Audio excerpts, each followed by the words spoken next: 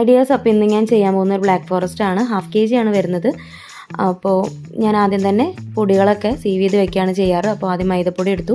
മൈദയിൽ നിന്ന് 2 ടീസ്പൂൺ ഒഴിവാക്കി, 1/2 കപ്പ് മൈദ എടുത്തിട്ട് അതിന് 2 ടീസ്പൂൺ ഒഴിവാക്കി അതിലേക്ക് കൊക്കോ പൗഡർ ആഡ് ചെയ്യുകയാണ് ചെയ്തത്. പിന്നെ ഒരു പിഞ്ച് സോഡാപ്പൊടിയും അതുപോലെ ബേക്കിംഗ് പൗഡർ ഒരു 1/2 ടീസ്പൂൺ ആഡ് ചെയ്ത് നന്നായിട്ട് സീവ് ചെയ്ത് വെക്കുക. 3 ടൈംസ് തന്നെ സീവ് ചെയ്യാൻ ശ്രദ്ധിക്കുക. പിന്നെ 2 മുട്ടയാണ് എടുത്തിട്ടുള്ളത്.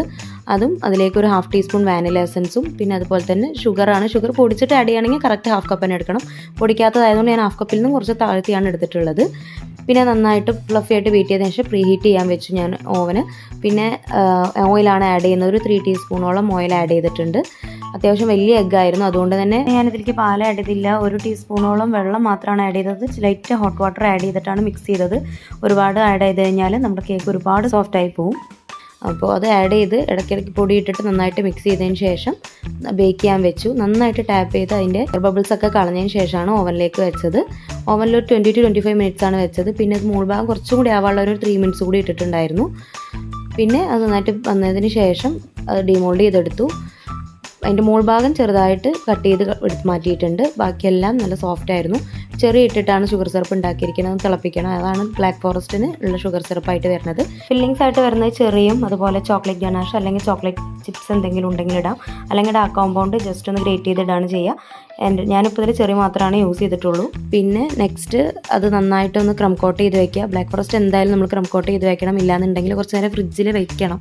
ഇല്ലെങ്കിൽ അതിൻ്റെ ക്രംസൊക്കെ നമ്മൾ ലാസ്റ്റ് നമ്മൾ ഫിനിഷിംഗ് വർക്ക് ചെയ്യുന്ന സമയത്ത് അതിങ്ങനെ കാണും. അപ്പോൾ കുറച്ച് നേരം ഒന്ന് ഫ്രിഡ്ജിലേക്ക് വെച്ചെടുത്തു.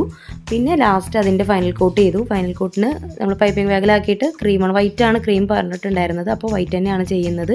പ്രത്യേകിച്ച് ഡിസൈൻസ് ഒന്നും പറ്റില്ല. ബോ കേക്കാണ്. അപ്പോൾ ബ്ലാക്ക് ബോ എനിക്ക് അവൈലബിൾ അല്ല എന്ന് പറഞ്ഞപ്പോൾ അവർ തന്നെ അത് വാങ്ങി വെക്കാമെന്ന് പറഞ്ഞു. അപ്പോൾ അതിൻ്റെ ലാസ്റ്റ് വർക്ക് വരെ എനിക്ക് കംപ്ലീറ്റ് ചെയ്ത് കൊടുത്താൽ മതിയായിരുന്നു. ഫിനിഷിംഗ് വർക്കിൽ കുറച്ച് ബ്ലാക്ക് ഹേർട്സും പിന്നെ അതുപോലെ ബ്ലാക്ക് കളർ ടോപ്പർ ഉണ്ടായിരുന്നു ഹാപ്പി ബർത്ത്ഡേൻ്റെ, അതുകൂടി വെച്ചിട്ടാണ് ഞാൻ കൊടുത്തിട്ടുണ്ടായിരുന്നത്. പെട്ടെന്ന് വരുന്ന ഓർഡേഴ്സൊക്കെ ആണെന്നുണ്ടെങ്കിൽ എൻ്റെ അടുത്ത് അവൈലബിൾ അല്ലാത്ത എന്തെങ്കിലും ഉണ്ടെങ്കിൽ ഞാൻ അത് മുൻകൂട്ടി പറയും. കസ്റ്റമേഴ്സ് അത് അക്സെപ്റ്റ് ചെയ്യുകയാണെങ്കിൽ മാത്രമേ ഞാൻ ഓർഡർ എടുക്കാറുള്ളൂ. ചെറിയൊരു സിഗ്സാഗ് നോസിലാണ് ഇതിന് യൂസ് ചെയ്തിട്ടുള്ളത്.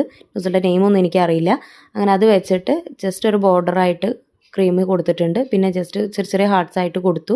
അത് ചോക്ലേറ്റ് ഗനാഷ് വെച്ചിട്ടാണ് ചെയ്തിട്ടുള്ളത്. അങ്ങനെ ഇതായിരുന്നു ലാസ്റ്റ് അതിൻ്റെ ലുക്ക്. ഇതിൻ്റെ ബോ കൂടി വരും.